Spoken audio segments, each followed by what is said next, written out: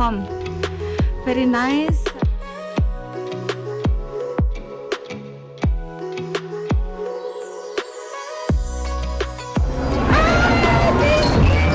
Thank you guys.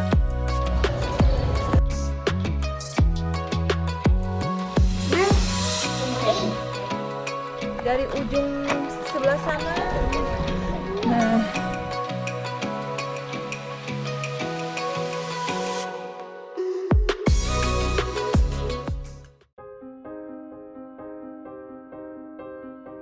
Assalamualaikum warahmatullahi wabarakatuh. Halo, apa kabar teman-teman semuanya? Hari ini saya ingin memberikan dua kabar kepada teman-teman. Dan maaf sebelumnya karena baru kali ini juga saya membuat video setelah hampir 2 minggu ya saya vakum membuat video. Jadi ini berkaitan dengan berita duka yang saya terima dari tanah air. Saya menerima kabar bahwa bapak saya meninggal dunia setelah terjadi kecelakaan pada tanggal 23 Februari sekitar jam 2.30 waktu Ekuador, atau tanggal 24 jam 2.30 pagi ya waktu Indonesia. Adik saya memberi kabar, menelpon, memberitahu bahwa bapak saya yang sudah dirawat di ICU selama 5 hari meninggal dunia.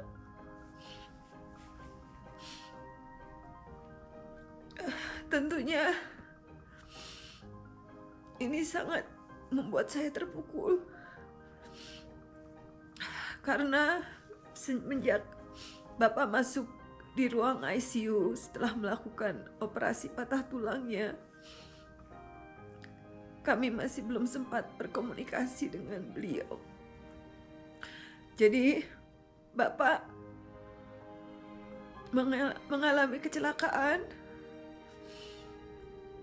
saat mengendarai sepeda motor, posisi sedang menuju ke rumah sekitar 200 meter sebelum sampai di rumah. Saat menyeberang jalan raya, bapak ditabrak oleh pengendara motor lainnya yang menurut informasi dia lumayan ngebut sehingga menyebabkan patah tulang di kaki kanan 2 titik ya, dan itu harus dilakukan operasi pemasangan pin. Jadi memang sebelumnya waktu di ruang ICU saya beberapa kali melakukan video call dengan beliau. Hari ketiga sebenarnya bapak seperti menunjukkan sudah ada respon, membuka mata, mengeluarkan suara, tapi karena beberapa alat yang dipasang di mulut dan hidung membuat dia tidak bisa bicara. Jadi bapak hanya membalas dengan membuka menutup mata gitu saat kita semua mencoba bicara dengan dia gitu. Lalu hari keempat, kakak saya bilang kalau responnya berkurang, terus nafas bapak juga seperti kelihatan sangat berat.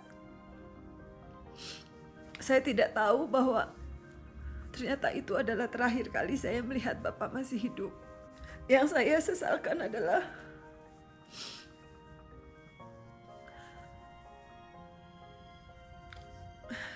semenjak mama almarhum saya meninggal 3 tahun yang lalu, saya baru sempat pulang ke Indonesia itu sekali ketemu bapak. Dan sebenarnya saya ada rencana sebelum kami pindah ke Ekuador untuk pulang kampung ke Indonesia. Tetapi karena kondisi COVID, akhirnya waktu itu niat saya urungkan karena yang saya khawatirkan jika saya pulang Lalu saya tidak bisa kembali masuk ke Thailand. Posisinya waktu itu saya masih tinggal di Thailand. Kita rencana mau pindah ke Ekuador. Saya khawatir saya bisa pulang, tapi saya nggak bisa masuk. Sementara saya harus memikirkan, mulai rapihkan untuk pindahan ke Ekuador. Dan saya waktu itu masih sempat berpikir bahwa COVID itu tidak akan selama ini. Jadi saya masih bisa ada waktu untuk pulang gitu. Ternyata sudah 1,5 tahun saya tinggal di Ekuador, kondisi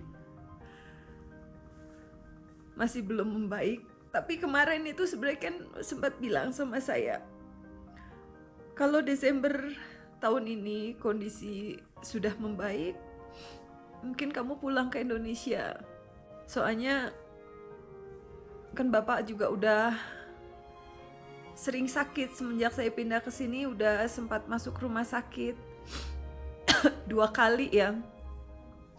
Pertama waktu itu karena memang asmanya, yang kedua kemarin Juni tahun 2021 Bapak sempat terkena COVID. Saya di situ sebenarnya udah berpikiran saya takut kehilangan dia. Tapi alhamdulillah Bapak masih diberi kesembuhan. Makanya waktu saya melihat kondisi Bapak yang ada di rumah sakit terakhir kali kemarin, saya tuh berpikiran bahwa Bapak bisa sembuh kembali. Karena saya tahu Bapak tuh orangnya keras kepala gitu dalam menghadapi kalau dia sakit. Dia tuh pengen sembuh gitu. Saya tidak pernah menduga sebelumnya bahwa cepat sekali kejadiannya. Saya mendengar kabar Bapak kecelakaan di ruang ICU dan akhirnya dipanggil oleh Yang Maha Kuasa.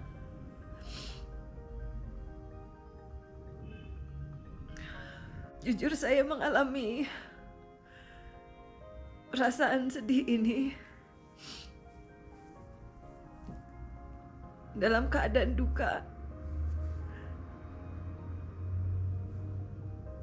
Ini tidak mudah buat saya.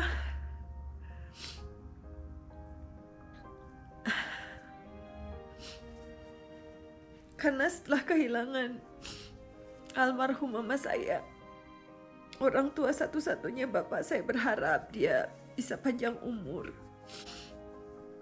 Tetapi ternyata Tuhan lebih sayang dan memanggil dia lebih dulu tanpa saya bisa ketemu dia lagi. Terima kasih buat saudara, teman-teman yang sudah support saya, memberi dukungannya. Dan maaf bila saya tidak bisa membalas ucapan kalian satu persatu. Tapi saya di sini ingin mengucapkan terima kasih banyak atas perhatiannya. Saya tahu saya harus move on. Saya tidak boleh terlalu lama dalam posisi duka seperti ini.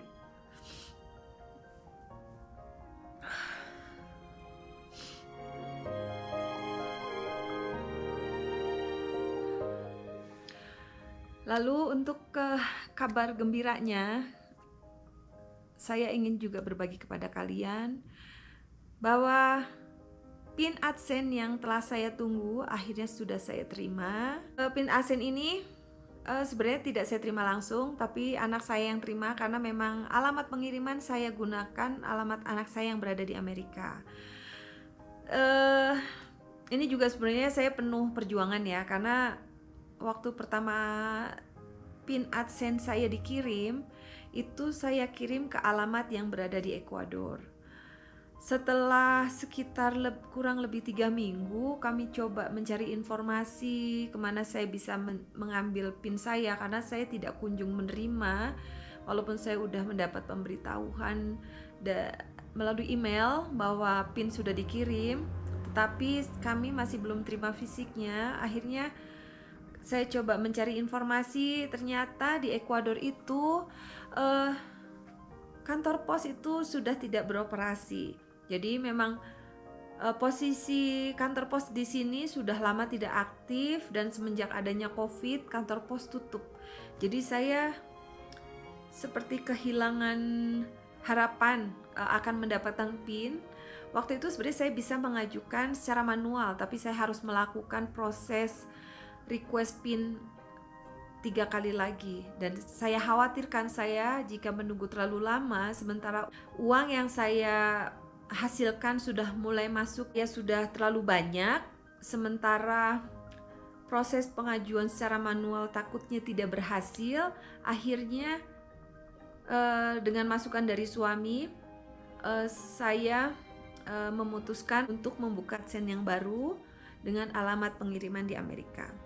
Dan ternyata tidak butuh waktu lama. Waktu itu saya harus mulai mengumpulkan $10 lagi supaya saya bisa mendapatkan PIN-nya, dan kurang lebih sekitar 16 hari PIN sudah diterima oleh anak saya. Nah, sebenarnya PIN AdSense tersebut sudah diterima oleh Farah, itu anakku yang di Amerika, itu udah sebulan lebih ya. Tapi waktu itu dia posisinya lagi sangat sibuk, dia hanya membuka dan ngasih nomor PIN-nya aja, belum sempat membuat video. Jadi baru kemarin akhirnya dia baru sempat membuatkan videonya. Halo semua, ini PIN untuk Google AdSense sudah datang. Semoga dengan PIN ini, channel Jawa Oregon Family semakin berkembang. Don't forget to subscribe and turn on your YouTube push notification to let you know when there are new videos or updates from your favorite channel. Oh iya, saya juga mau mengucapkan terima kasih yang pertama buat keluarga yang selalu mendukung saya, terutama kepada suami yang sangat support dengan apa yang saya lakukan selama ini, keluarga besar saya, kakak saya, adik saya, anak-anak. Saya mengucapkan terima kasih. Saya tahu dengan diterimanya PIN ini bukanlah segala-galanya, tetapi setidaknya ini membukakan pintu rezeki saya. Dan saya berharap dengan ini saya juga akan belajar untuk membuat channel saya dan video saya supaya semakin bagus, semakin berkembang. Yang pertama, saya ingin mengucapkan terima kasih yang banyak sekali pada Teh Devi dari Devi and Charles.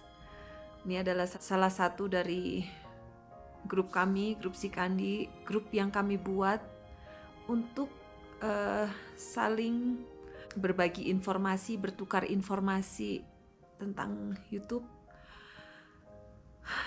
Dari TV saya juga banyak sekali mendapatkan support dan belajar. Terima kasih banyak.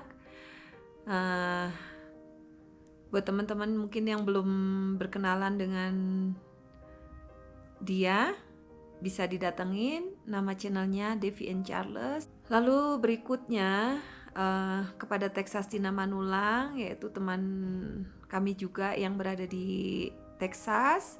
Kebetulan Texas Tina Manulang belakangan agak nggak aktif ini ya di YouTube. Saya tahu dia selalu support saya walaupun dia tidak aktif membuat video baru karena dia baru saja melahirkan punya anak, jadi sibuk dengan kegiatan barunya. Lalu yang berikutnya adalah Japanesia Family. Neng Sari, terima kasih banyak ya atas dukungannya. Buat kalian yang ingin tahu tentang bagaimana kehidupan di Jepang, silahkan datangin YouTube channelnya, tonton video-video dia.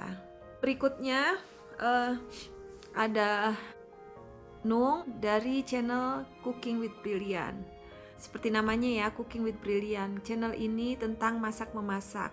Tetapi nggak hanya itu, sebagian juga tentang video keseharian dia.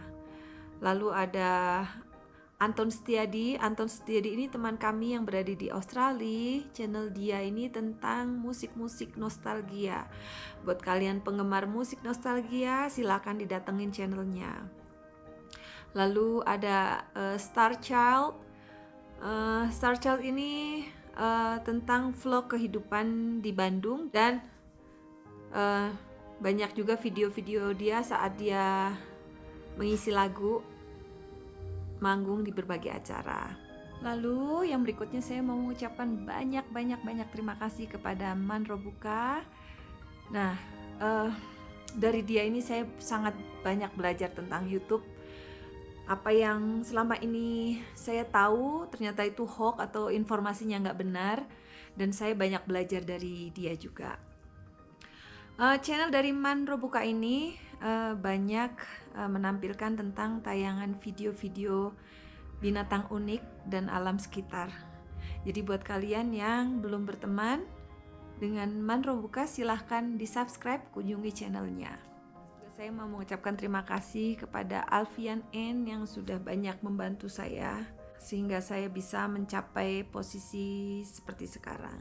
Berikutnya saya mau ucapkan terima kasih pada AYTV Channel. AYTV Channel ini videonya tentang musik-musik ya. Jadi buat kalian penggemar musik Indonesia, musik dangdut, jangan lupa datangi channelnya, di subscribe dan dengarkan musik-musiknya. Kalian bisa nikmati saat melakukan aktivitas apapun. Lalu kepada Raden Panji, saya mau ucapkan terima kasih juga. Ini adalah channel tentang khutbah agama Islam, juga tentang ruqyah. Buat teman-teman yang ingin tahu, yang mungkin hatinya sedang galau, bisa dengar khutbah dari beliau ini. Lalu saya mau ucapkan terima kasih kepada Sugeng 77. Sugeng 77 ini isinya tentang berita MotoGP atau berita tentang olahraga yang sedang terjadi di seluruh dunia, juga tentang games ya, buat kalian yang suka games. Ini Sugeng Gaming juga channelnya tentang itu juga. Lalu kepada Kanca GSA, saya juga mau ucapkan terima kasih banyak kepada Kanca GSA atas dukungannya selama ini. Lalu yang berikutnya Nyonya Robert. Nyonya Robert ini juga supportnya kepada saya luar biasa. Saya mau ucapkan terima kasih. Nyonya Robert ini punya channel lain namanya Rendra Adi dan Cinta Formosa 07. Jadi buat kalian yang belum berkenalan dengan channel ini, silakan dikunjungi, di subscribe. Dan yang berikutnya saya mau ucapkan terima kasih juga kepada Mama Muda di Jerman. Mama Muda di Jerman saya tahu sudah cukup lama ya. Tapi saya senang akhirnya setelah kita sama-sama berjuang ya, akhirnya kita sama-sama monet dengan berbagai proses yang lumayan berliku dan beberapa masalah akhirnya bisa terlewati. Tetap semangat ya. Yang berikutnya saya mau mengucapkan terima kasih kepada Mas Eko Budi Purwanto juga, karena dia juga selalu support saya. Dan saya juga mau mengucapkan terima kasih kepada Yulia Artono dengan channel Yulia Artono. Terima kasih atas dukungannya dan supportnya selama ini.